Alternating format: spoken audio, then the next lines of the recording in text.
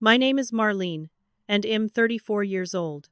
The moment I turned the key in that lakefront door, my heart was pounding with pure joy, imagining my parents' faces when they discovered what I'd done for them. I'd spent 6 months planning this surprise, working myself nearly to exhaustion to afford the $275,000 price tag. But when that door swung open, everything shattered. Children's laughter echoed through rooms that should have been empty. Furniture I didn't recognize filled the space. Family photographs lined the mantel, but they weren't the ones I'd planned to hang. Then my brother Derek appeared from the kitchen, beer in hand, looking completely at home. His wife Bethany stood behind him, arms crossed, smirking like she'd won some contest I didn't know I'd entered. Derek took one look at my shocked face and said casually, as if discussing the weather, that they'd moved in 2 weeks ago. My hand trembled as I clutched the deed, the one with my name printed in bold letters, the proof of every sacrifice I'd made to create this moment.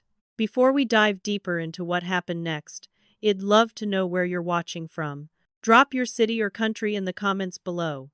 If you've ever dealt with family drama or felt like your good intentions were stolen right out from under you, hit that like button, subscribe and turn on notifications because this story takes twists you won't believe. And trust me, you'll want to hear every single detail of how I fought back. 6 months before that devastating moment, I was sitting in my cramped studio apartment in Seattle, staring at my laptop screen at 2 in the morning. Numbers blurred together as I calculated for the 100th time whether I could afford the lake house. I'd been working 80-hour weeks as a senior project manager at a tech firm, climbing the ladder one exhausting rung at a time. My friends called me driven. My doctor called me a heart attack waiting to happen. But I had a mission, and nothing was going to stop me from achieving it. I canceled the vacation to Hawaii I'd been planning for years. I skipped my best friend's wedding because I couldn't afford both the gift and the plane ticket. I ate ramen and peanut butter sandwiches while my coworkers went out for expensive lunches. My studio apartment was barely 400 square feet, with a Murphy bed that squeaked every time I pulled it down, and a bathroom so small I had to stand sideways in the shower. Every penny I saved went into a separate account, labeled Simply Dreams. My parents, Roger and Judith, were both 65 years old and facing retirement with almost nothing saved. It wasn't always this way. They'd owned a beautiful 3-bedroom house in the suburbs where Derek and I grew up, the kind of place with a backyard big enough for barbecues and a front porch where neighbors would stop to chat. That house held every childhood memory I cherished, from learning to ride my bike on the driveway to the Christmas mornings when we'd race downstairs to see what Santa brought. But 3 years ago, they sold it. Not because they wanted to, but because they had to. Derek had convinced them to co-sign a loan for his restaurant venture, some farm-to-table concept that sounded impressive in pitch meetings, but collapsed within 18 months. When the business failed, the debt collectors came knocking, and my parents made the choice that would haunt them forever. They sold our childhood home to cover Derek's mistakes, wiping out their equity and their dreams in one devastating transaction. Now they lived in a cramped 2-bedroom rental on the wrong side of town, the kind of place where the walls were so thin you could hear neighbors arguing, and the parking lot flooded every time it rained. My father's back problems worsened from sleeping on an old mattress they'd picked up at a thrift store because they couldn't afford anything better. My mother's smile had faded, replaced by a tired resignation that broke my heart every time I visited. The guilt ate at me constantly because when the family crisis happened, I was studying abroad in France on a fellowship I'd worked years to earn. By the time I came home, the house was already sold, the money already gone, and Derek had somehow convinced everyone that he'd done his best and the failure wasn't really his fault. I couldn't help them then. I was drowning in student loans and entry-level wages. But now, finally, I had the means to give something back. The decision crystallized one Sunday afternoon when I visited them for dinner. My mother served chicken that was more bone than meat, apologizing that it was all she could afford until Dad's Social Security check came through. My father sat in a folding chair because their good furniture hadn't fit in the rental. He mentioned, almost as an afterthought, that they used to dream about a lake house for retirement. Just a small place, he said, where they could watch sunsets over the water and maybe have grandchildren visit for summer weekends. The way his voice trailed off, the longing in my mother's eyes when she glanced out the window at the concrete courtyard instead of a garden, it destroyed me. That night, I started searching real estate listings with a determination that bordered on obsession. I found the perfect property after 3 months of looking. 4 bedrooms, enough space for the whole family to visit, a wraparound porch with rocking chairs that faced the most spectacular view I'd ever seen. A private dock where my father could finally go fishing like Head always talked about. The price was $275,000, which seemed impossible until I did the math and realized that with my savings, a small loan, and sacrificing every luxury for the next year, I could actually make it happen. I contacted a realtor named Patricia, a middle-aged woman with kind eyes who understood immediately what this meant to me. We worked together in secret for 3 months, her sending me listings during my lunch breaks, me touring properties on weekends when my parents thought I was working overtime. The plan was perfect in its simplicity. My parents would receive a letter saying they'd won a sweepstakes for a luxury vacation. When they arrived at the lake house, thinking they were just touring a prize they'd use for a week, it'd be there with the deed in hand. I'd tell them the truth, that their daughter who they'd supported through college, who they'd believed in even when money was tight, was now able to give them the retirement they deserved. I imagined my mother's tears of joy.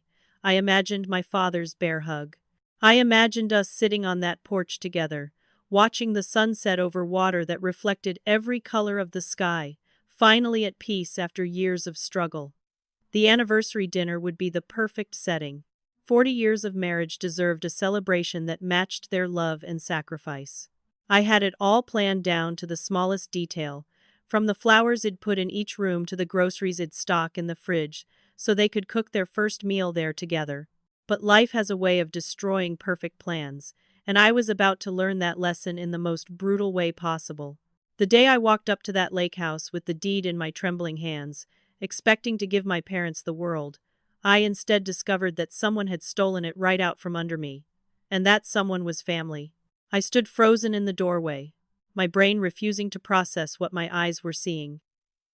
Derek set his beer down on the granite countertop, I'd chosen specifically because my mother loved that pattern. He walked toward me with the confidence of someone who owned the place, and in that moment, I felt reality tilting sideways. I found my voice somewhere deep in my chest and demanded to know what he was doing here, why his furniture was in this house, why his children were running through rooms that belonged to our parents. Derek's smile was the kind that never reached his eyes, the expression Head perfected over years of talking his way out of trouble. He told me, in a tone you'd use to explain something to a confused child, that Mom and Dad had given him the house. He said they wanted their grandchildren to enjoy it, that they'd always intended for him to have it because, after all, he had a family to provide for. The words hit me like physical blows. I pulled out my phone with shaking hands and called our parents, putting it on speaker so Derek could hear. My mother's voice answered, warm and happy, asking if I'd gotten the invitation to the anniversary party. I cut through the pleasantries and asked her directly about the lake house. There was a pause, a confused silence that stretched too long. Then she said something that made my knees weak. She said Derek had told them about his generous gift, that Head worked so hard to surprise them with this beautiful property, and wasn't it wonderful that Head thought of them? My father got on the line, his voice full of pride, thanking me for supporting Derek's gesture, saying how happy he was that his son had finally become responsible enough to do something so meaningful.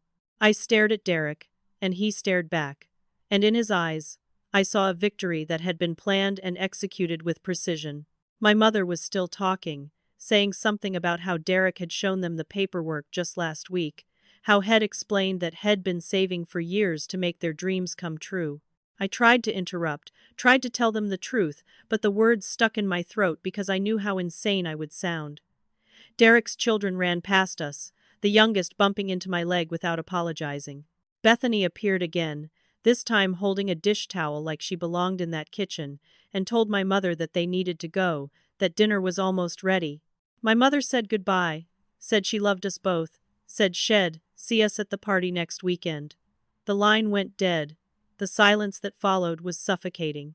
I turned to Derek and asked how he could do this, how he could steal something I'd worked so hard for, how he could lie to our parents with such ease. He stepped closer, close enough that I could smell the beer on his breath, and he told me in a whisper that sent chills down my spine that our parents would never believe me over him.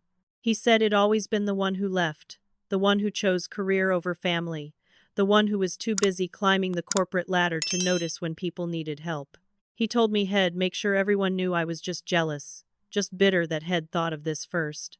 Then he showed me documents, spreadsheets, contracts, all bearing his name as the buyer. The paperwork looked official, complete with signatures and dates that predated my purchase by weeks. I knew they were forgeries, had to be forgeries, but they looked so real. Derek explained, with the patience of someone teaching a difficult lesson, that He'd befriended Patricia the realtor months ago. He'd gotten copies of all my paperwork during one of her bathroom breaks at a coffee shop meeting.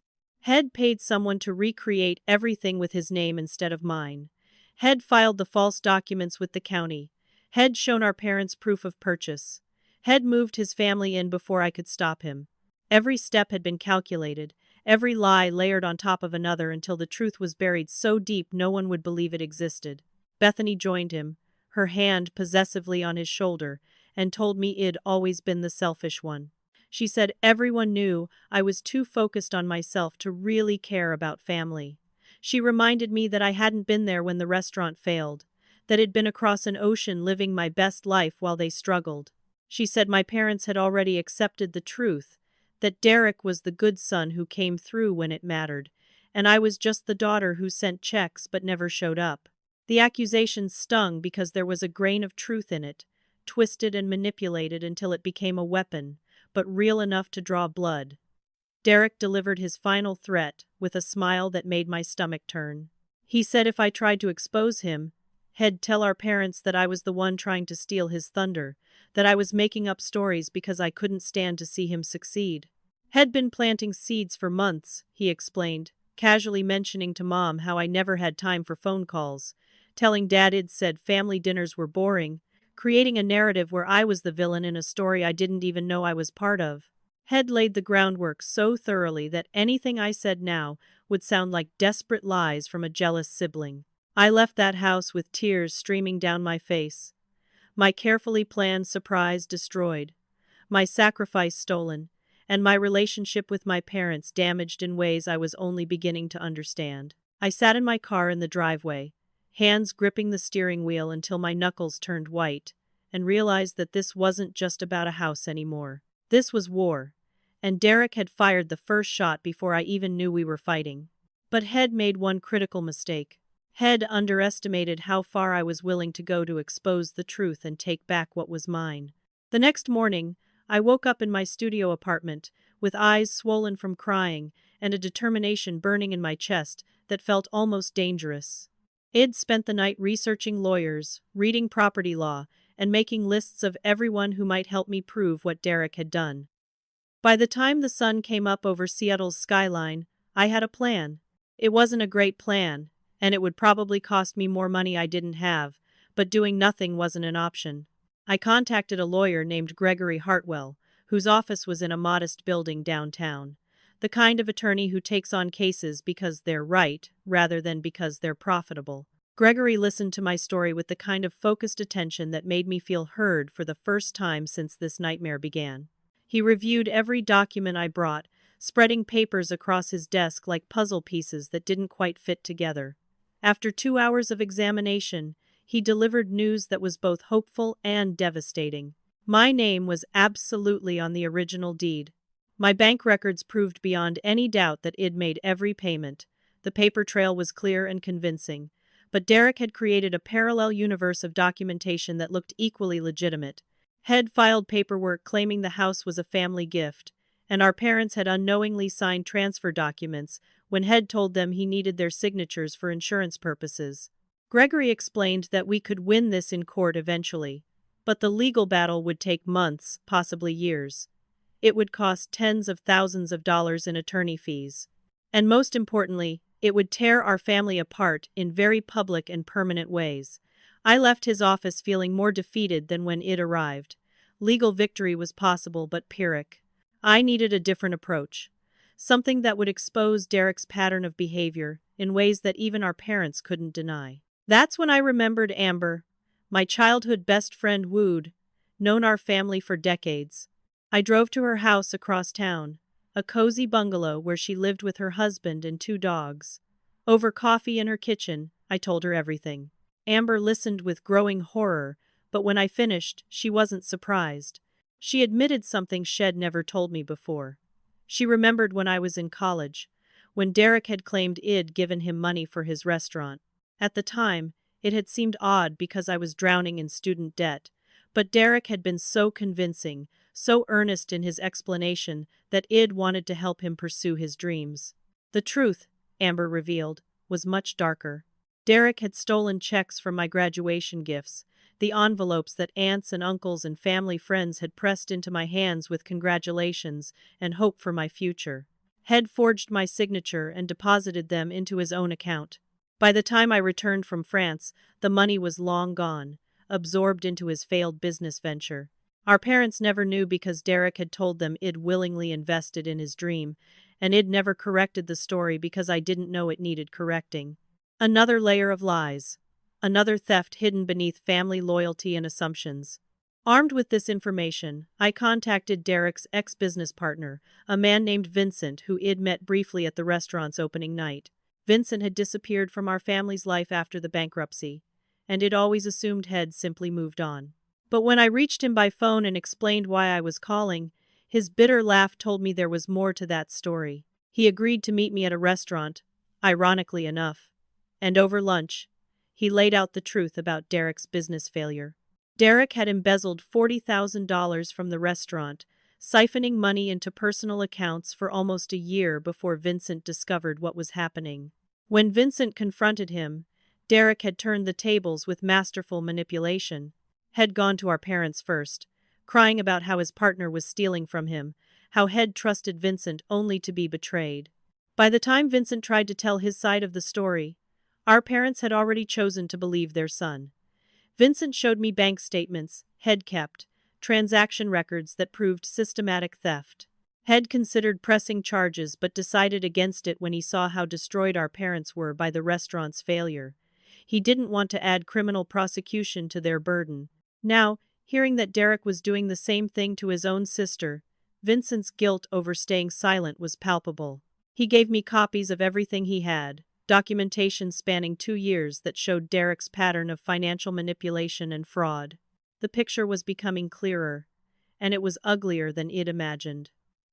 Derek wasn't just a screw-up or a person who made bad decisions. He was a calculated predator who used family love as a weapon and exploited the benefit of the doubt that comes with blood relation. I spent the next week documenting everything. I created spreadsheets with dates and amounts. I scanned documents and organized them into folders. I reached out to every person Derek had ever burned, and I found more victims than I'd expected. His college roommate Hood had his identity stolen. His first boss Hood fired him for theft but never filed charges.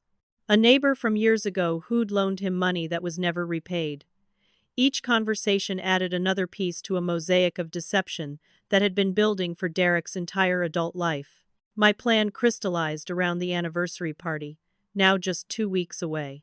I would present everything to our parents, in front of witnesses, people who could corroborate each story, evidence that couldn't be dismissed as sibling rivalry or jealousy. I contacted Patricia the realtor again, appealing to whatever guilt she felt about her role in Derek's scheme. At first, she was defensive, but when I showed her the pattern of behavior, the long history of fraud, she realized she'd been used just like everyone else. She agreed to help, to provide official testimony about who really bought the house and when. I was building my case brick by brick, document by document, conversation by conversation. But Derek wasn't sitting idle. He was watching, waiting, and planning his next attack.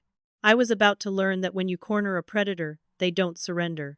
They strike with everything they have. 1 week before the anniversary party, I was at my desk at work, reviewing a project timeline, when my phone rang. My boss Stanford's name appeared on the screen, which was unusual because he typically communicated through email or our project management software. His voice was professional but cold when he asked me to come to his office immediately. The walk down the hallway felt endless. I knew something was wrong by the way my coworkers avoided eye contact, by the whispers that stopped when I passed. Stanford's office door was closed, and through the glass, I could see someone from HR sitting at his conference table. The meeting was brief and devastating. Stanford told me that the company had received an anonymous complaint about my work performance, specifically allegations that it embezzled company funds to purchase personal real estate. Someone had sent detailed financial information, bank statements that appeared to show money flowing from company accounts to my personal savings. It was all fabricated, all lies. But it looked convincing enough that the company had no choice but to launch an investigation. I was suspended immediately without pay, escorted to my desk to collect personal items while security watched, and walked out of the building like a criminal. 20 minutes earlier, I'd been a valued senior project manager. Now I was unemployed and under investigation for fraud I didn't commit. I recognized Derek's work immediately. The timing was too perfect, the accusations too specifically designed to destroy my credibility and income. But knowing who did it and proving it were entirely different challenges. I drove home in a daze, my mind racing through implications and consequences. Without my salary, I couldn't make loan payments on the house. Without my job, my professional reputation was destroyed. Derek was systematically dismantling my life. The second blow came that same afternoon. My landlord called, his voice apologetic but firm. Had received a complaint about illegal subletting, accompanied by photographs that appeared to show my apartment empty during weeks when I'd been traveling for work. Someone had taken pictures through my window, documenting times I wasn't home, creating a narrative that I was renting the space to others and pocketing the extra money. My landlord was legally obligated to investigate, and until the matter was resolved, he needed to consider whether my lease would be renewed. The threat of eviction hung over me like a guillotine. I knew with absolute certainty that Derek was behind both attacks. Had somehow accessed my work schedule and my apartment building. Had created false evidence and anonymous complaints designed to destroy me financially and professionally. If I had no job and no home, I'd have no resources to fight him legally or otherwise. It was a scorched earth strategy, and it was working. Rage overwhelmed common sense. I drove to the lake house, my hands shaking on the steering wheel, my vision blurred by angry tears. I needed to confront him, to make him understand that I wouldn't be destroyed this easily. The house looked peaceful in the afternoon sun, the wraparound porch exactly as beautiful as I'd imagined, but now it represented everything that had been stolen from me. I knocked hard on the door, then louder when no one answered. Finally, Bethany opened it, her expression shifting from surprise to hostility when she saw my face. Derek wasn't home, she informed me coldly, and I needed to leave immediately. But I pushed past her into the living room, my anger overriding my usual respect for boundaries. That's when I saw it. Boxes stacked in the corner, filled with items I recognized instantly. My childhood belongings, things my parents had stored in their attic for years. My high school yearbooks, photo albums from family vacations. My grandmother's wedding dress, the delicate lace I'd planned to wear someday if I ever got married. Bethany was packing them, throwing them carelessly into trash bags. I demanded to know what she was doing with my things. She laughed, actually laughed, and told me this stuff was garbage. They needed the storage space for important items, for their children's toys and seasonal decorations. She was throwing it all out, and there was nothing I could do about it because this was their house now. I lunged for the bag containing my grandmother's dress. Pulling it from her hands, the lace tore slightly, and something inside me broke. We stood facing each other, both gripping the bag, both ready to escalate this to physical violence. That's when Derek arrived, and behind him, unbelievably, were our parents. Roger and Judith stood in the doorway, taking in the scene. Their daughter and daughter-in-law fighting over a garbage bag. Their daughter, who they thought was at work, who they didn't know was suspended, who looked wild and desperate, and nothing like the composed professional they believed her to be. Derek immediately shifted into performance mode. He told our parents I'd broken into the house, that I was trying to steal family heirlooms, that Head caught me in the act of taking things that belonged to all of us. I tried to explain, tried to tell them the truth, but my voice came out shrill and frantic. Roger's face transformed into an expression I'd never seen directed at me before. Pure anger. He called me jealous and unstable. He said I'd crossed a line, that breaking into someone's home was criminal behavior. Judith was crying, her hands over her mouth, saying she didn't even recognize me anymore. Derek put his arm around our mother, comforting her, positioning himself as the stable son dealing with his unhinged sister. Bethany added fuel to the fire by claiming I'd threatened her, that she felt unsafe with me in the house. The lies were piling up so fast I couldn't refute them quickly enough. Every word I spoke seemed to confirm their narrative instead of challenging it. I was digging myself deeper with every desperate explanation. Finally, Roger told me I was no longer welcome at the anniversary party. He said I needed to get help, that something was clearly wrong with me, and until I could control myself, I should stay away from the family. I left clutching the torn garbage bag with my grandmother's dress, my face wet with tears, my entire world crumbling. Derek had won again. Had isolated me from our parents, made me look unstable and criminal, and ensured that anything I said would be dismissed as the ravings of someone having a mental breakdown. I'd been attacked, manipulated, and defeated in ways I didn't know were possible. And the worst part was that my parents believed every lie. I drove back to Amber's house because I couldn't face my empty apartment. I told her everything through sobs that made me gasp for breath. She held me like we were kids again, letting me fall apart without judgment. When I finally calmed down enough to think clearly, I admitted that I was considering giving up. Derek had destroyed my job, threatened my home, turned our parents against me, and stolen my dreams. Maybe Head won. Maybe some battles weren't worth fighting. But then I remembered something. While folding my grandmother's dress carefully on Amber's kitchen table, trying to assess the damage to the delicate lace, I felt something stiff in the inner lining. A hidden pocket I'd never noticed before. Inside was an envelope, yellowed with age, addressed to me in my grandmother's distinctive handwriting. The postmark date was 6 months before she died 3 years ago, but the letter had never been mailed. My hands trembled as I opened it, and what I read changed everything. The letter was dated March 14th, 3 years ago, just months before my grandmother Dorothy passed away. Her handwriting was shaky but still recognizable, each word carefully formed despite what must have been trembling hands. I sat at Amber's kitchen table reading words from beyond the grave, and with each sentence, my grandmother reached across time to give me the weapon I needed to finally fight back. Dorothy began by apologizing for never mailing the letter. She wrote that she'd been afraid, uncertain whether I would believe her, worried that speaking truth would drive a wedge between me and my parents. But her conscience wouldn't let her die without at least trying to warn me about Derek. She'd known for years what he really was. But every time she tried to tell my parents, Derek would spin the story differently. Head convinced Roger and Judith that she was showing signs of dementia, that her memory was failing, that her accusations came from confusion rather than clarity. They dismissed her concerns as the sad decline of an aging mind, never realizing she was completely lucid and telling them truth they refused to hear.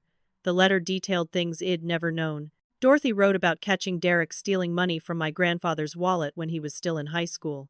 She'd seen him forge checks and blame it on a confused elderly man who could no longer defend himself. She documented how Derek had convinced his college roommate to take out loans in both their names, then disappeared with the money, leaving the roommate with debt, while Derek claimed had been the victim of theft. She'd watched him manipulate every relationship, every opportunity, every person who trusted him. And She'd watched my parents make excuses, enable his behavior, protect him from consequences that might have changed his path. But what broke my heart was her final paragraph. Dorothy wrote that she knew Derek would eventually come for me, that I was the only one who might be strong enough to stop him, but that I needed to be careful. She wrote that Derek didn't just steal money, he stole trust and relationships and dreams. She said that exposing him would cost me things I loved, but letting him continue would cost me my soul. She ended with words that felt like a blessing and a burden. Someone has to stop him before he destroys this entire family. I believe that someone is you." Enclosed with the letter was a folded piece of paper, yellowed and fragile. It was a list of names with dates and brief descriptions. Derek's college roommate Marshall, whose identity had been stolen sophomore year. His first boss Helena, who'd caught him stealing $12,000 from the cash register. Vincent wasn't even the first business partner Derek had betrayed. There was another name, someone called Gregory Porter, who'd lost his life savings in an investment scheme Derek had orchestrated 5 years before the restaurant. Each name represented a victim, each date another crime, each description another piece of evidence my grandmother had quietly documented while everyone thought she was losing her mind. I spent the next 2 days tracking down every person on that list. Marshall was living in Portland now, working as a graphic designer. When I called and explained who I was, there was a long silence before he agreed to meet me for coffee. He brought a folder of documents he'd kept all these years, evidence of the identity theft that had ruined his credit and derailed his early career. He told me about filing police reports that went nowhere because Derek's parents had begged the district attorney to give their son another chance. Marshall had eventually given up pursuing justice because the emotional cost was too high. But now, knowing Derek was still destroying lives, he wanted to help. Helena was harder to find. She'd retired from the restaurant business and moved to a small town 3 hours away. But when I finally reached her by phone and mentioned Dorothy's name, she agreed to see me. I drove to her house on a rainy afternoon, and she invited me into a living room filled with plants and photographs of grandchildren. Over tea, she showed me the police report she'd filed 8 years ago, complete with security footage of Derek taking money from the register night after night. She explained how my father had come to her in tears, begging her not to press charges, promising Derek would get help and pay everything back. Helena had agreed out of compassion for my parents, but Derek had never paid back a single dollar or gotten any help. She'd lost her business within a year because the theft had created a financial hole she couldn't recover from. Each conversation added layers to my understanding of who my brother really was. This wasn't a person who'd made mistakes or fallen on hard times. This was someone who'd spent his entire adult life preying on people's kindness and trust. The pattern was consistent, spanning over 15 years, involving dozens of victims who'd stayed silent out of shame or compassion, or exhausted resignation. My grandmother had seen it all, documented it all, and kept her evidence hidden in the lining of a wedding dress because she knew someday it'd need it. Patricia the realtor contacted me again during this time, and her guilt had transformed into determination to help. She admitted that Derek had charmed her completely, making her believe I was the problem, that I was trying to steal his rightful property. But after our last conversation, she'd done some digging of her own. She'd found inconsistencies in Derek's paperwork that she should have caught initially. She'd discovered he'd lied about his financing. She'd realized she'd been manipulated by someone who was very, very good at manipulation. Now she wanted to make it right. She agreed to provide official testimony and documentation about the true timeline of the house purchase. I met with Gregory the lawyer again, this time with boxes of evidence. Witness statements from Marshall and Helena, Vincent's financial records, Patricia's official documents, my grandmother's letter and list, bank statements spanning years, police reports that had been filed and dropped, a pattern so clear and consistent that it couldn't be denied. Gregory looked through everything with growing amazement. He told me this changed everything, that we weren't just fighting over a house anymore. We were exposing a criminal enterprise that had been operating under the protection of family loyalty for decades. But Gregory warned me about something I'd been trying not to think about. Exposing Derek this completely would destroy my parents. They'd spent years enabling him, protecting him, choosing to believe his lies over other people's truth. When the full scope of his crimes came to light, they'd have to face their own role in his continued predation. They'd have to acknowledge that their love had been weaponized, their trust exploited, their protection enabling. The guilt and shame might break them. I asked Gregory if that meant I should stop, if protecting my parents' feelings was more important than exposing Derek's crimes. He looked at me with the kind of directness that lawyers usually avoid and said something I'll never forget. He said that sometimes love looks like telling the truth even when the truth destroys comfort. He said my grandmother had understood this, and that's why Shed left me the letter. He said I had to decide what kind of person I wanted to be, someone who kept peace at the cost of justice, or someone who fought for what was right even when it hurt. I thought about my parents in that cramped rental apartment, struggling financially because they'd sacrificed for Derek. I thought about Marshall's ruined credit and Helena's lost business, and Vincent's betrayal, and all the other victims whose names I didn't even know yet. I thought about the lake house, the symbol of everything Id worked for, sitting there under Derek's control while he planned his next scheme. And I thought about my grandmother's shaky handwriting, her desperate hope that Id be strong enough to do what needed to be done. The anniversary party was now 3 days away. I had evidence, I had witnesses, and I had a plan. But I also had a sick feeling in my stomach because I knew that what I was about to do would change my family forever. There would be no going back, no pretending, no comfortable lies to smooth over the damage. I was about to burn down the fiction that had protected Derek his entire life, and I had no idea what would be left standing when the fire burned out. Then my phone rang with a number I didn't recognize. When I answered, the voice on the other end was the last person I expected. It was Bethany, and she wanted to meet. 3 days before the anniversary party, I sat in a diner 40 minutes outside the city, chosen specifically because no one we knew would see us there. Bethany had insisted on the secrecy, her voice shaking when Shed called, saying she had information I needed, but couldn't risk Derek finding out we'd spoken. I arrived early, paranoid about ambush or trick, but also desperate enough for any advantage that I'd take the risk. When Bethany walked through the door, she looked nothing like the hostile woman who'd smirked at me in the lake house. Her eyes were red from crying, her movements nervous and hunted, constantly checking over her shoulder like someone being followed.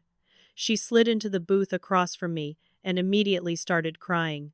Not the manipulative tears I'd seen before, but the kind of desperate, exhausted crying that comes from someone who's been holding it together too long.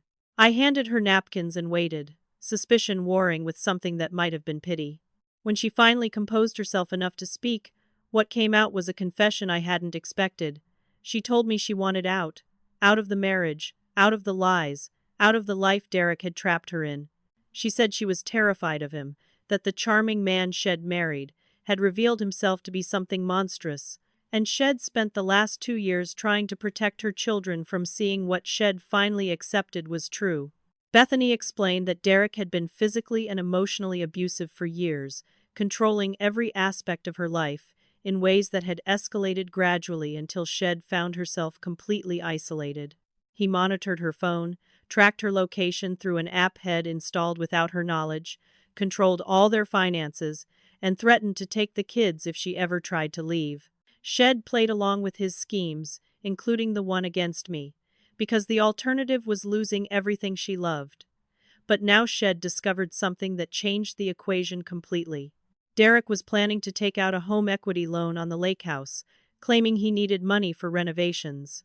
In reality, he intended to funnel the cash into another business venture, some cryptocurrency investment that was almost certainly a scam. When it inevitably failed, my parents would be left with massive debt on a house they'd just gotten, and Derek would disappear like he always did, leaving everyone else to clean up his mess. She showed me documents Shed photographed secretly, using her daughter's tablet when Derek thought she was playing games with the kids. Loan applications with forged signatures. Again. Business plans that were nothing but buzzwords and empty promises. Communications with shady investment firms that had been flagged by the Better Business Bureau. Derek had already contacted multiple lenders and was just waiting until after the anniversary party to finalize everything. He wanted the celebration first, wanted our parents to think he was the perfect son, giving them the perfect gift, and then had robbed them blind while they were still glowing from the party. This was his third major attack, and it was aimed directly at our parents' future. The home equity loan would put them hundreds of thousands of dollars in debt, secured against a house they thought was paid for, and when Derek's scheme collapsed, they'd lose everything. Again. But this time there would be no recovery. They were too old to rebuild, too close to the end of their working years to accumulate new savings. Derek would financially destroy them, and he didn't care. Bethany had realized this truth slowly, painfully, but she could no longer pretend she didn't see it. I asked her why she was telling me this now, why Shed waited so long to reach out. She pulled up her sleeve and showed me bruises, purple and yellow and green in various stages of healing. She described Derek's rages, his ability to hurt her in ways that didn't show, his threats to paint her as an unstable mother if she ever tried for custody. She explained that Shed been saving evidence for months, recording conversations, documenting abuse, building a case that might protect her children when she finally left. But Shed reached her breaking point when she overheard Derek on the phone with a lender, laughing about how easy it was to manipulate old people, calling our parents gullible fools who deserved what they got. Bethany said Shed spent years hating me because Derek had convinced her I was the enemy, the jealous sister trying to destroy their family. But after the confrontation at the house, after seeing my face when I held my grandmother's torn dress, after watching Derek perform for our parents with such casual cruelty, Shed started questioning everything, Head told her. Shed done research, found some of the same victims ID found, and realized she was married to a monster. She wanted to help me expose him, not just to save my parents, but to save herself and her children from a man who would eventually destroy them too. The alliance felt surreal. This woman who'd participated in humiliating me, who'd thrown my childhood memories in the trash, who'd stood by while Derek stole my gift and my reputation, was now my partner in taking him down. I wanted to trust her, but couldn't completely, not yet. I asked what she proposed we do with this information. Bethany suggested she wear a recording device at the anniversary party, get Derek to confess to his plans on tape where witnesses could hear. It already planned to present my evidence at the party, but having Derek's own words, caught in the moment, would make denial impossible. We spent 2 hours planning every detail. I brought Gregory and arranged for him to draft legal documents that would protect Bethany and her children. We discussed what would happen after Derek was exposed, how Shed immediately file for divorce and full custody using the evidence Shed gathered. We talked about safe places for her to stay, restraining orders, police presence at the party in case Derek became violent. For the first time since this nightmare began, I felt like I wasn't fighting alone. Bethany told me something else before we left the diner, something that explained her earlier hostility in a way that made me see her as a victim rather than a villain. She said Derek had told her, repeatedly, that Id tried to destroy their marriage, that Id hit on him at family gatherings, and then played victim when he rejected me. Had poisoned her against me before I even knew she existed, creating a narrative where I was the threat to their family. Shed believed him because Shed had no reason not to, because the man she loved couldn't possibly be the liar and manipulator I was describing. By the time she started seeing the truth, she was already trapped, already complicit in his schemes, already afraid to challenge the story Head built. I left that diner with a second ally, evidence of Derek's next planned crime, and a recording device that would capture his confession. But I also left with a heavy heart because I knew what was coming would destroy more than just Derek. Bethany's children would lose their father. My parents would lose the son they thought they knew. Our family would shatter into pieces that might never be put back together. And somewhere in all that destruction, it'd have to find a way to live with the fact that I was the one who lit the match. 2 days until the anniversary party. 2 days until everything exploded. I spent them going over the plan again and again, making sure every piece was in place, every witness prepared, every document organized. Gregory assured me Wed covered everything. Patricia confirmed Shed be there. Marshall, Helena, and Vincent agreed to attend and share their stories. Detective Russell Cooper, who'd been following Derek's pattern of fraud for months after Helena finally filed an updated police report, would be standing by. The night before the party, I couldn't sleep. I lay in bed at Amber's house, staring at the ceiling, thinking about all the ways this could go wrong. Derek was smart, manipulative, and had been playing this game his entire life. It only realized I was playing a few weeks ago. But I had something he didn't. I had the truth, documented and undeniable.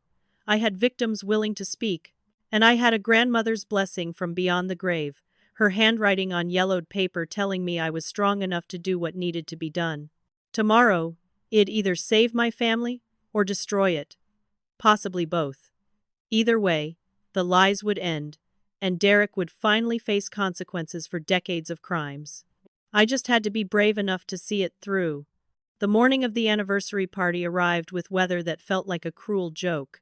Perfect blue sky, gentle breeze off the lake, sunshine that made the water sparkle like it was scattered with diamonds. The kind of day my parents had probably dreamed about when they imagined their retirement. I drove to the lake house with Gregory in the passenger seat, his briefcase full of evidence on his lap, and Detective Cooper following in an unmarked car behind us. My hands were steady on the wheel, but inside I was screaming. This was it. No more planning, no more preparing. Today, the truth would either set us all free or destroy us completely. Cars lined the driveway and street when we arrived. Derek had invited 40 people, turning what should have been an intimate family celebration into a performance with an audience. I recognized aunts and uncles, family friends, neighbors from when we were kids, all gathered on the wraparound porch with drinks in their hands and smiles on their faces. They were here to celebrate Roger and Judith's 40 years of marriage and Derek's generous gift. They had no idea they were about to witness something very different. Derek saw me the moment I stepped out of my car. His face went through several expressions in rapid succession. Surprise, because Head banned me from attending. Anger, because Id defied him. And then calculation, as he immediately started planning how to spin my presence into another example of my instability. He moved toward me quickly, positioning himself between me and the house, between me and our parents who were greeting guests near the front door. He spoke quietly but with intensity that bordered on violence, demanding to know what I thought I was doing, telling me I needed to leave before he called the police and had me removed for trespassing. I didn't respond to him. Instead, I walked past him toward the porch, toward the crowd of people who were starting to notice the tension. Gregory followed, and behind him, Detective Cooper made his presence known by stepping out of his vehicle in full uniform. The conversations died down, replaced by confused murmurs. My mother saw me and her face crumpled into worry and embarrassment. My father's expression hardened into anger. But I couldn't stop now. It'd come too far, gathered too much evidence, hurt too deeply to turn back. I raised my voice so everyone could hear, and I said I needed to tell them all the truth about this house. The words came out stronger than I felt, powered by weeks of rage and pain and determination. I explained that I was the one who bought this property, that Id worked for months to afford it, that every penny had come from my savings and my sacrifice. I showed them the original deed with my name on it, passed around bank statements that proved my payments, let them see the paper trail that couldn't be disputed. Gasps and whispers spread through the crowd. My mother's hand went to her mouth. My father looked at Derek, confusion replacing anger. Derek was smooth. I had to give him that. He didn't panic or run. Instead, he shifted immediately into his role as the reasonable victim of a disturbed sibling. He told everyone, with perfect sorrow in his voice, that I was having a breakdown, that I'd been under tremendous stress at work, that these documents were forgeries I'd created in some desperate attempt to take credit for his gift. He produced his own paperwork, the forged documents Head shown me weeks ago, and presented them to the crowd with the confidence of someone telling the absolute truth. People didn't know who to believe. The evidence looked equally convincing on both sides. The murmurs grew louder, people taking sides, the party devolving into confusion. That's when I pulled out my grandmother's letter. I read it aloud. Every word, including the parts where Dorothy described catching Derek stealing, where she documented his lies, where she begged someone to stop him before he destroyed the entire family. My voice cracked when I read the final lines, but I pushed through. Judith started crying, not the polite tears of joy from earlier, but deep, wrenching sobs.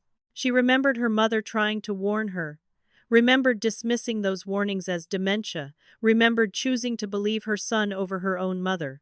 Roger sat down heavily in one of the porch chairs, his face gray. Derek tried to interrupt, to claim the letter was another forgery, but I kept going. I called Patricia forward from the crowd.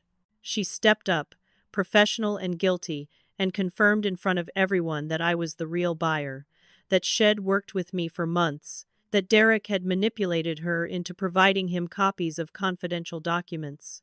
She showed her own records, time-stamped emails, meeting notes, payment confirmations that couldn't be faked. The evidence was overwhelming, but Derek still wasn't finished. He turned on Patricia with sudden viciousness, accusing her of being part of my conspiracy, suggesting Id paid her to lie, creating doubt even as the walls closed in around him. Then Bethany moved through the crowd, and I saw she was wearing the recording device Wed planned. She was pale but determined, and when she spoke, her voice was clear. She asked Derek directly, in front of everyone, about the home equity loan he'd been planning.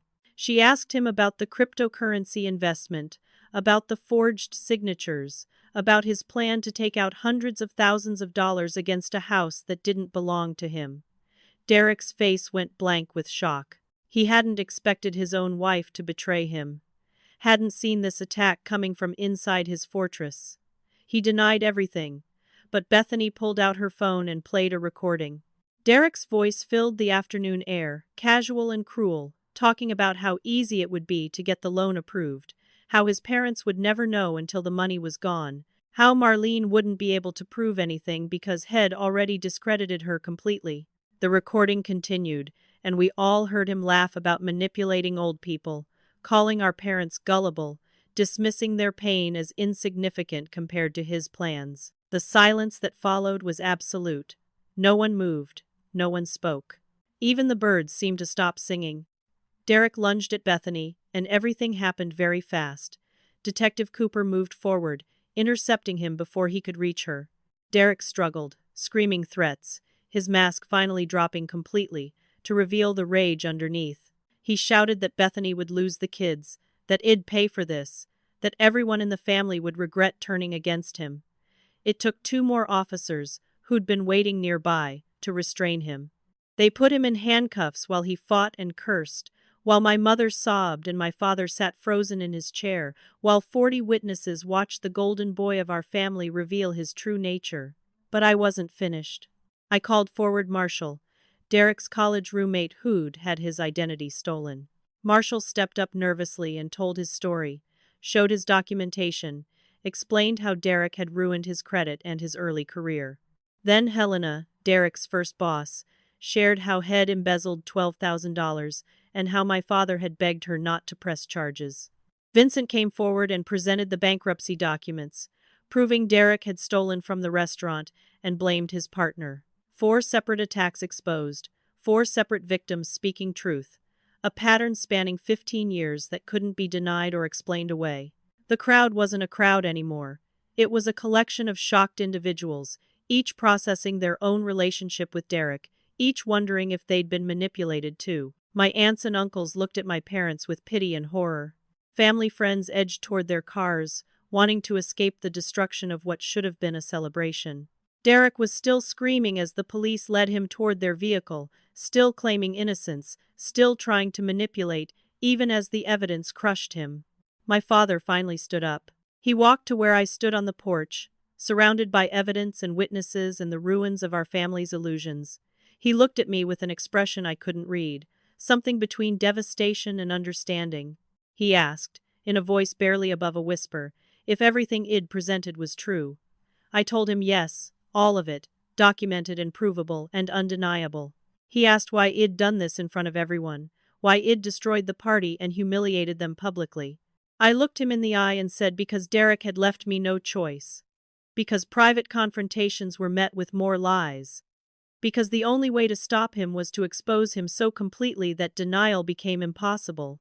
Judith joined him, her makeup streaked with tears. Her 40-year anniversary party transformed into a crime scene. She looked at the lake, at the house I'd bought for them, at the dream that had been contaminated by so much pain. She asked if I'd really done all this for them, if I'd really sacrificed so much to give them this gift. I nodded, unable to speak past the lump in my throat. She reached out like she might touch my arm, then pulled back, and I saw in her eyes something that broke my heart. She was grateful and destroyed in equal measure, thankful for the gift and devastated by the price it had cost. The party ended in chaos. Guests left quickly, whispering to each other, already spreading the story that would become family legend. Derek was taken away in the police car, still shouting threats that grew fainter as the vehicle drove away. Bethany broke down completely, and I found myself holding her while she sobbed, this woman who'd been my enemy and was now my ally, both of us victims of the same man's cruelty. Gregory handled the legal aftermath, speaking with Detective Cooper about charges and evidence and trial dates. The perfect afternoon weather continued, indifferent to the destruction happening beneath its blue sky. I stood alone on the porch eventually, everyone else having gone inside or left entirely. I looked at the lake house, the wraparound porch, the view that had inspired this whole nightmare. It was still beautiful. It was still everything I'd wanted to give my parents. But now it represented so much more than a gift. It represented exposure and pain and family secrets dragged into sunlight. I'd saved them from Derek's next crime, but I'd destroyed their peace in the process. I'd told the truth, but the truth had burned everything it touched. My father came back outside and stood beside me without speaking. We watched the water for a long time. Finally, he said he was sorry, that he should have listened years ago, that protecting Derek had been the biggest mistake of his life. I wanted to accept the apology gracefully, but I couldn't, not yet. Too much hurt, too much betrayal, too many years of being second priority while Derek was given chance after chance. I told him I needed time, that we all needed time, that what happened today had changed us in ways we didn't fully understand yet. He nodded, aged a decade in a single afternoon, and went back inside to comfort my mother. I left the lake house that evening knowing I'd won but feeling like I'd lost. Derek would face justice finally, years of crimes catching up to him at once. Bethany and her children would be free. My parents had their house and the truth. But our family was shattered, our relationships damaged, possibly beyond repair. And I was the one who'd done the shattering. Necessary destruction, but destruction nonetheless. As I drove away, I couldn't look back at the house in the rearview mirror. I just drove forward into an uncertain future, wondering if healing was even possible after so complete an unraveling. 2 months passed before I could think about that day without my chest tightening with anxiety. Derek was awaiting trial, facing multiple fraud charges, forgery, attempted theft, and assault. His lawyer was already negotiating a plea deal because the evidence against him was overwhelming and undeniable. He was looking at 5 to 10 years in prison, and for the first time in his life, our parents weren't rushing to bail him out or hire expensive attorneys to minimize consequences. They'd finally, devastatingly, accepted who their son really was. Bethany had filed for divorce the day after the party. Shed moved into her sister's house 3 hours away with the kids, and Shed gotten a temporary restraining order that kept Derek from contacting any of them. The recordings and evidence Shed gathered, combined with testimony from multiple witnesses, had convinced the judge that she and the children were in danger. Shed started therapy, and so had her kids. The process of untangling her life from Derek's would take years, but she was free, and that counted for something. We texted occasionally, brief messages of support. 2 women who'd survived the same monster in different ways. The house had been legally returned to my name after a court hearing, where Derek's forged documents were exposed and dismissed. Patricia had testified. Gregory had presented our evidence, and the judge had ruled quickly in my favor. But I hadn't moved in. I hadn't even visited. The property sat empty, except for the furniture Derek had abandoned. A beautiful shell that held too many painful memories to feel like the gift it intended. My job had reinstated me after their investigation cleared my name completely.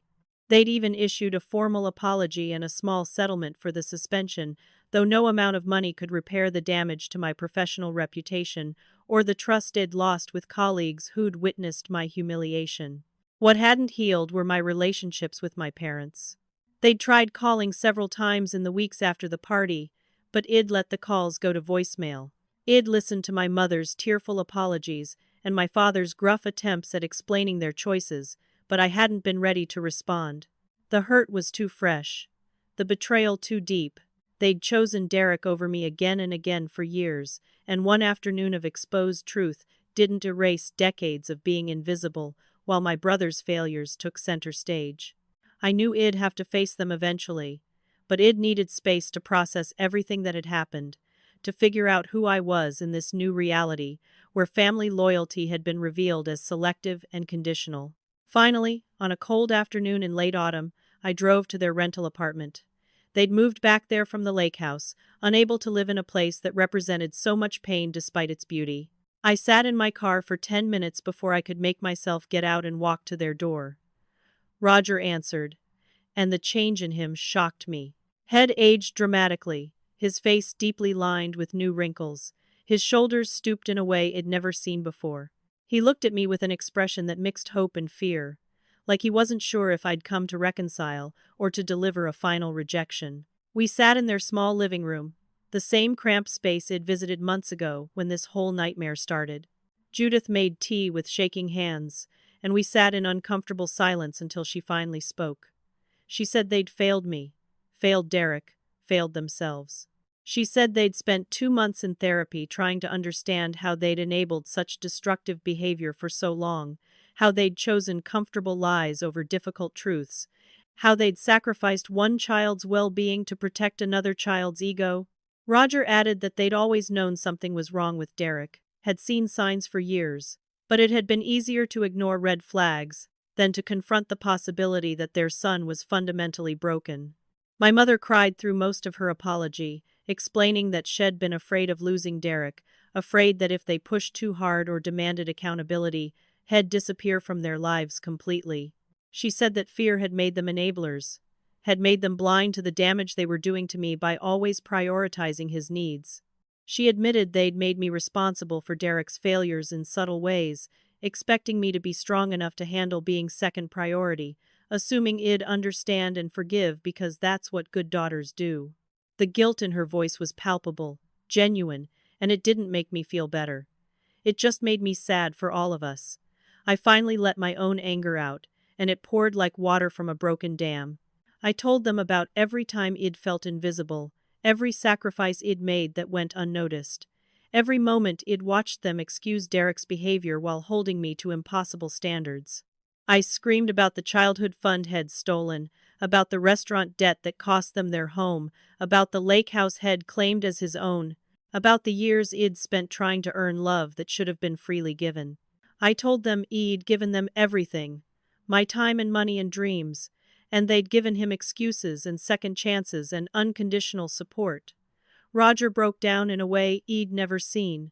He wasn't a man who cried easily, but tears streamed down his face as he admitted they'd lost me, while trying not to lose Derek. He said they'd been so afraid of what he might become if they stopped protecting him that they'd never considered what I was becoming in the shadow of their favoritism. He said the therapist had helped them see how they'd weaponized guilt, making me feel responsible for family peace, for Derek's rehabilitation, for their happiness. They'd taught me that love meant sacrifice and silence, and that lesson had nearly destroyed me. The fight was raw and painful and necessary. We said things we'd all been thinking for years but never speaking. My mother admitted she'd resented how easy success came to me compared to Derek's constant struggles, and that resentment had made her less celebratory of my achievements.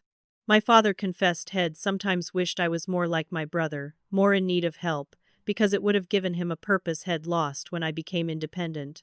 These confessions were like lances releasing infection, necessary but agonizing. I almost left. My hand was on the doorknob, ready to walk away from people who'd hurt me so deeply. But Judith said something that made me pause. She asked me not to give up on them, to give them a chance to learn how to be better parents, even though it was decades too late. She said they knew they didn't deserve my forgiveness, but they were asking for the opportunity to earn it slowly over time. Roger added that they needed me to choose them for once, to make them a priority, to teach them how to love me the way I'd always needed to be loved. The vulnerability in that request, the admission that they didn't know how to be what I needed, cracked something in my chest.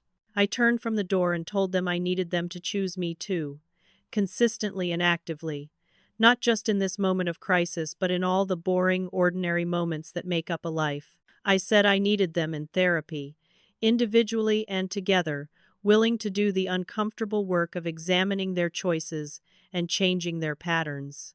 I said I needed them to accept that Derek had burned his bridge with me, that I wouldn't be participating in his rehabilitation or his life when he got out of prison, and they couldn't pressure me to forgive him or play happy family. They agreed to everything. Roger promised they'd continue therapy and that they'd been going twice a week since the party. Judith swore they'd set boundaries with Derek, that they were visiting him monthly in jail but no longer making excuses or enabling his manipulation. They'd told him the truth about his behavior for the first time in his life, and it had been horrible and necessary. They said they were learning to hold people accountable, including themselves, and it was the hardest thing they'd ever done.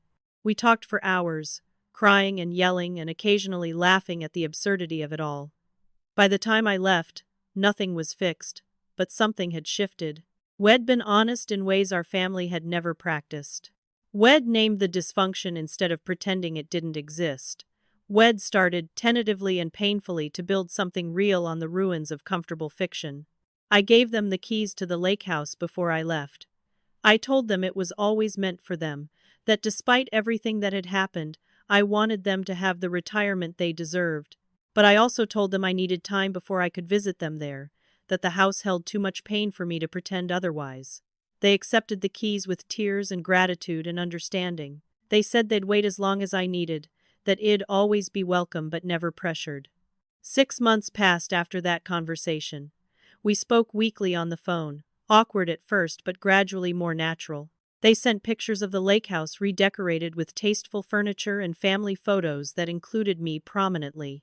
They framed my grandmother's wedding dress on the living room wall with Dorothy's letter beside it, a memorial to the woman who'd seen truth when everyone else chose blindness.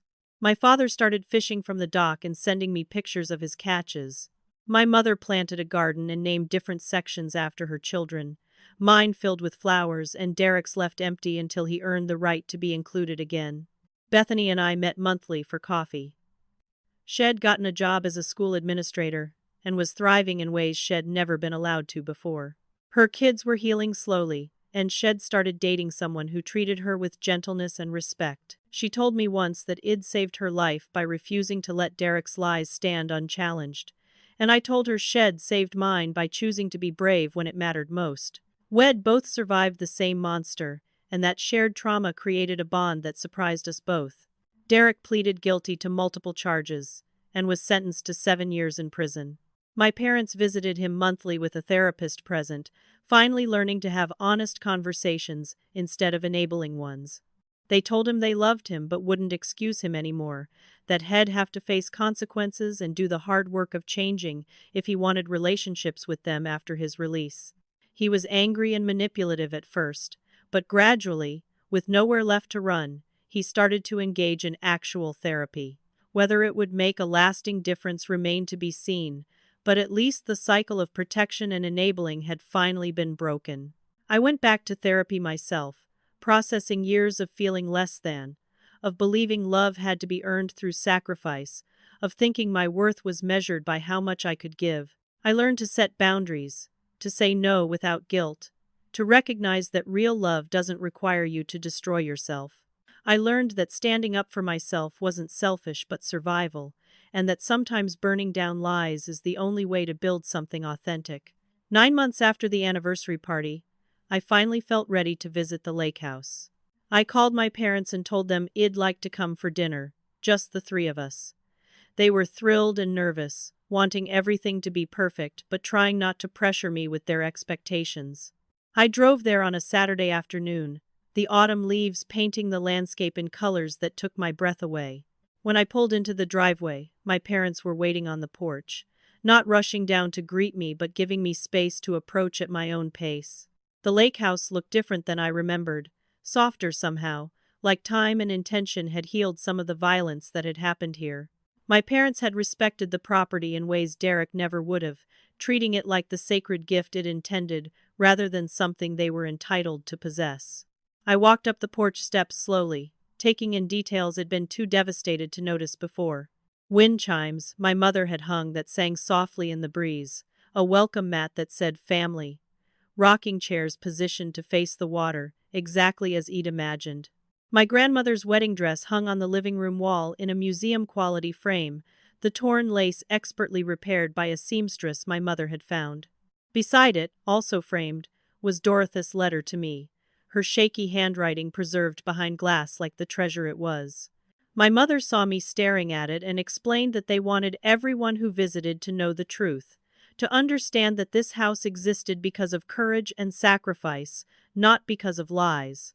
She said Dorothy deserved to be honored for seeing clearly when everyone else was blind. We ate dinner at the table Derek had placed in the dining room, but that my parents had surrounded with new chairs and decorated with fresh flowers. The meal was simple but made with care, and we talked carefully at first, avoiding landmines, testing whether we could be together without pain, overwhelming everything else. My father asked about my work and actually listened to my answer, asking follow-up questions, remembering details. My mother shared updates about the garden and invited me to help plant bulbs in the spring if I wanted to. No pressure, she added quickly. Just an invitation. After dinner, we walked out to the dock together, the sunset painting the lake in shades of orange and pink and purple that seemed too beautiful to be real. We stood side by side watching the water, and I realized this was the moment I'd imagined months ago when I first planned this gift. Not the dramatic revelation I'd envisioned, but this quiet togetherness, this peace earned through honesty and pain. My father broke the silence first. He said their therapist had helped them understand how they'd weaponized guilt, making me responsible for family peace and Derek's redemption. He said they were learning to hold people accountable, including themselves, and it was the hardest lesson they'd ever tried to master. He admitted they'd taught me wrong things about family, that love shouldn't require self-destruction, that boundaries weren't cruelty but necessary protection. My mother added that they were trying to become better parents, even though it felt impossibly late. She said they knew they'd missed opportunities with both their children, protecting Derek from consequences while expecting me to shoulder burdens I should never have carried. She thanked me for not giving up on them completely, for giving them this chance to learn and change, and maybe earn their way back into my life in meaningful ways. I told them I'd almost let Derek take everything, not just the house but my voice and my power and my sense of self-worth. I said I'd learned that I couldn't earn love through sacrifice, that real love didn't require you to destroy yourself to prove your devotion.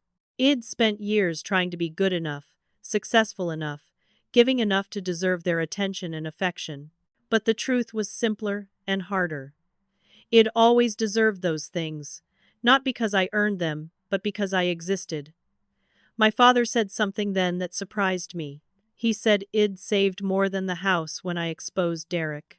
I'd saved their integrity, their chance to finally be honest, their opportunity to break patterns that had been poisoning our family for generations. He said the gift wasn't really the lake house, though that was beautiful and appreciated. The real gift was forcing them to see truth they'd been avoiding, giving them no choice but to confront their role in Derek's continued destruction. It had been agonizing, but it had also been necessary, and he was grateful even though gratitude felt inadequate. Judith admitted she'd been angry with me at first for destroying the party, for humiliating them in front of family and friends, for taking what should have been a celebration and turning it into a crime scene. But over time, she'd come to understand that I'd left her no choice. Private confrontations had been met with lies and manipulation. Derek had backed me into a corner where exposure was my only option. She said she wished I'd felt safe enough to come to them privately first, and then she immediately corrected herself. She knew why I hadn't. Years of experience had taught me they'd choose Derek's comfort over my truth. We talked about Derek carefully, testing whether we could navigate this landmine without exploding. My parents shared that they'd been visiting him in prison, but differently than they would have before. They brought the therapist. They refused to excuse his behavior. They told him hard truths instead of comfortable lies. Derek was resistant at first, angry and manipulative, accusing them of abandoning him when he needed them most. But gradually, with literally nowhere left to run, Head started to engage in actual self-examination. Whether it would lead to genuine change remained uncertain, but at least the pattern of enabling had been broken. I told them clearly that I wasn't interested in Derek's rehabilitation journey, that I wouldn't be participating in his therapy or his eventual release or any fantasy of restored sibling relationships. I said some bridges, once burned completely, couldn't be rebuilt, and that was acceptable. Not every relationship deserved saving. They nodded without arguing, without trying to convince me to forgive or forget or give him another chance. That acceptance, more than anything else, showed me they'd actually learned something. As the sun finally set and stars began appearing in the darkening sky, I realized the house had become something different than Id originally intended. It wasn't just a gift or a symbol of sacrifice. It was a testament to the cost of truth, a reminder that sometimes love looks like destroying comfortable fictions, even when destruction hurts everyone involved. My grandmother had understood this. That's why Shed left me the letter, the evidence, the blessing to do what needed to be done. We went back inside as the evening grew cold.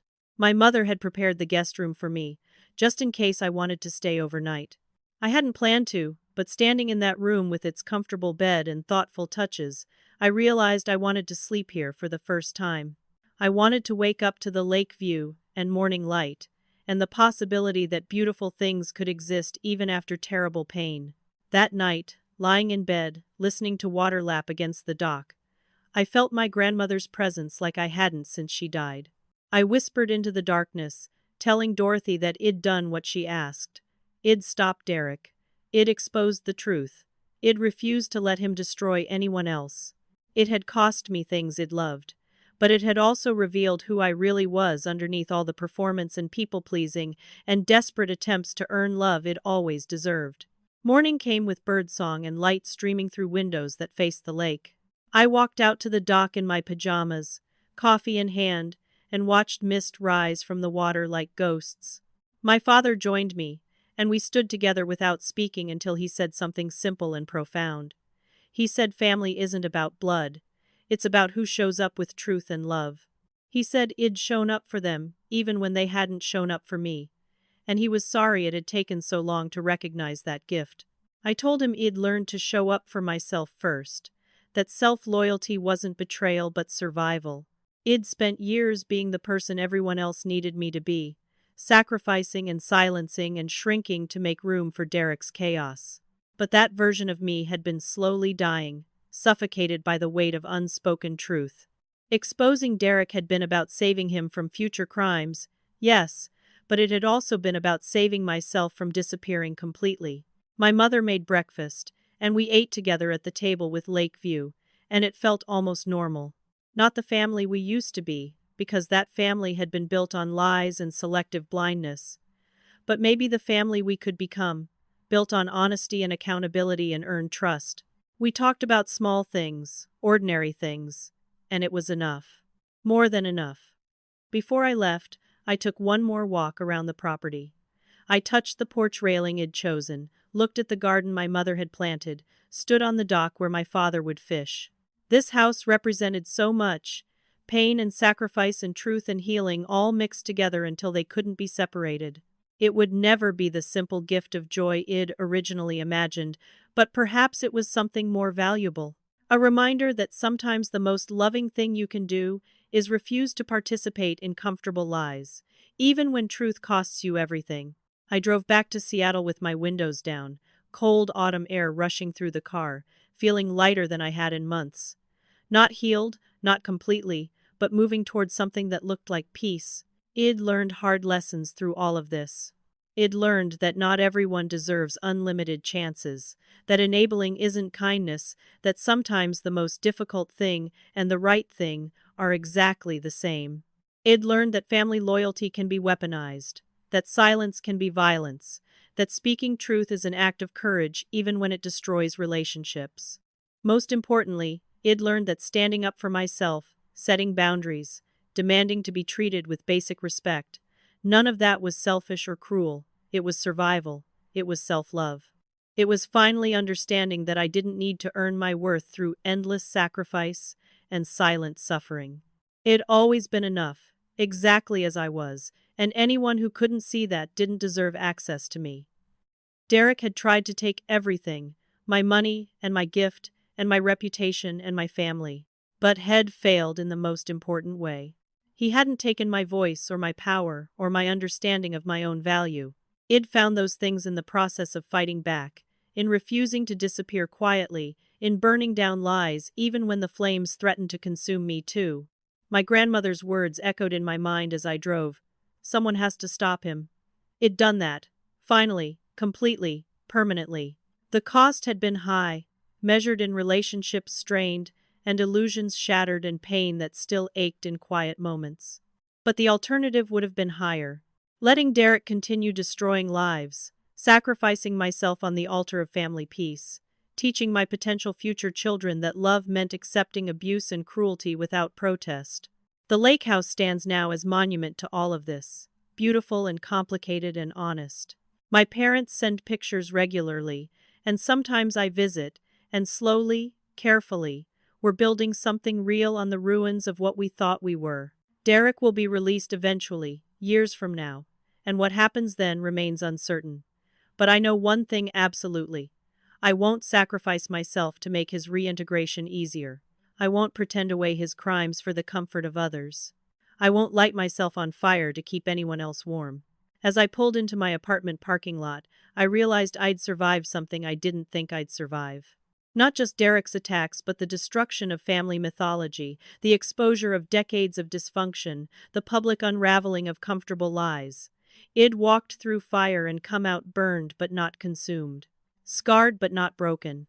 Changed in ways I was still discovering but fundamentally intact. The final lesson, the one that matters most. Family isn't about blood or obligation or sacrifice until there's nothing left of yourself.